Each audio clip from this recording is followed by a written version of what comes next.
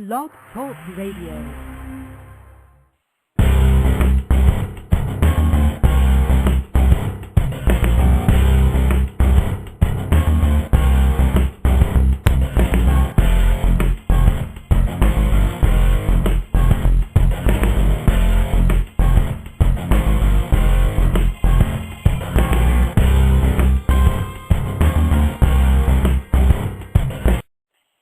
Hello everyone, today is March 21st, 2010. This is the Jerry Ciolino Show. I'm Jerry Ciolino. Today I'm going to talk about the Mexican military illegally crossing the United States-Mexico border. I'm going to talk about the fifth and sixth reason why I am not taking the swine flu vaccine. Texas residents have recently spotted military-style helicopters on the U.S. side of the border. And as it says in this one report here. Say it's an incursion. The Mexican Navy caught on the United States side of the border doing surveillance in Stark County. 10-5 Stephanie Stone has the proof, and she's live with more. Stephanie. The proof in this case is in the pictures, and it's proof the Mexican military sees no boundaries. This is not the first time it happens. It's my understanding it's happened before. It's not the first time, and it won't be the last.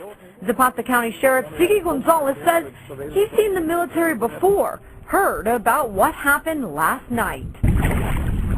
Just across the lake from Zapata sits Falcon Heights, 14 miles from Roma, 27 miles from Rio Grande City. It's remote Stark County, and it's here that most everyone saw La Marina. These pictures were taken shortly after 6 o'clock, some more clear than others. The markings, I understand, were at Marina, which is equivalent to the Mexican Navy. The folks in Falcon Heights are staying as quiet as their storefronts. No one will go on camera. They will only say the helicopter was here for about 10 or 15 minutes. It circled over a house just down the street here, a house where a known criminal once lived. It had some armed individuals in the helicopter. It had an open ramp in the rear of the helicopter with armed individuals. Very military looking, very military style, and very military prepared. We tried to get a comment from nearly a dozen government agencies on this side of the border. The FAA directed us towards Customs and Border Protection, who would only say they knew about it and the Falcon Bridge was not affected. So it seems the only people who really know why La Marina were in our airspace are sitting on the Mexican side of the lake. We also tried to get... That was only one of 216 known illegal incursions by the Mexican military on U.S. soil. Now, many of these incidents have resulted in violent attacks against U.S. police and Border Patrol agents, some of these even having fatalities. I mean, here's one example where a U.S. Border Patrol agent was actually held at gunpoint.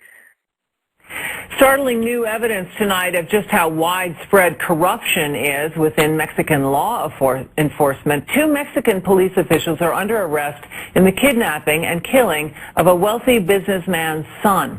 And tonight, reports of a brazen Mexican military incursion into this country, this time holding one of our border agents at gunpoint. Casey Wyan reports. Mexico's legislature observed a moment of silence Monday in honor of the 14-year-old son of wealthy retailer Alejandro Martí. The boy was found dead in this Mexico City neighborhood 2 months after he was kidnapped for ransom. Authorities have 3 suspects in custody, 2 of them members of Mexican police forces. It's the latest challenge to President Felipe Calderón's effort to rid Mexico's law enforcement of the pervasive influences of drug cartels, human traffickers, and kidnapping gangs. The police are irreparably corrupt, and that corruption is not confined to Mexico, but it's spilling over into the United States as the cartels sometimes use law enforcement agents to help in their trafficking efforts.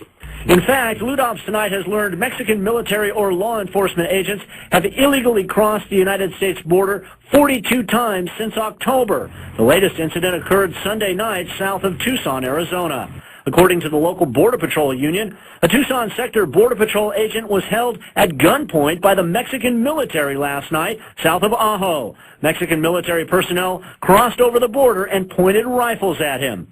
Backup units arrived from the Ajo Border Patrol station, and the Mexican military personnel eventually returned to Mexico. A Border Patrol spokesman confirms the incident took place and says it is investigating. Previously, Mexico has said its troops are under orders to remain a mile from the border, and incursions are the result of confusion because the border is poorly marked in many places. The Border Patrol says the incident is another reason it needs improved border fencing and other tactical infrastructure. Now, spokesman for Now, why is the Mexican military doing this? Simple. Both the Mexican and U.S. governments, despite their posturing on the dangers of illegal drugs, have for many years been engaging in government-sponsored drug dealing. They have a few protected goons that go out and sell the drugs while using the power of their police and military forces to set up a phony drug war control to strengthen the police state control grid with draconian measures such as excessive prison sentences for non-violent drug offenses and increased government surveillance in the name of fighting illegal drugs, and crushing their competition and seizing their drugs so they can be resold again on the black market.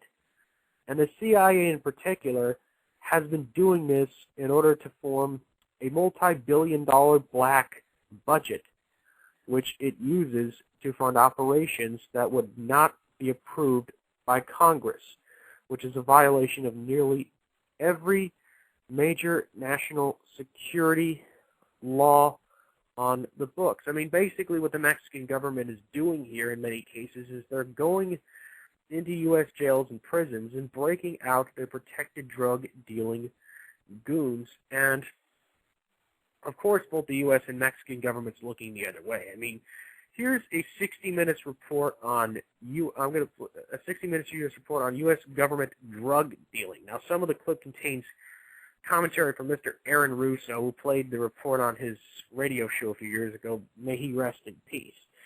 I tried to edit as much as I could, but couldn't get it all. But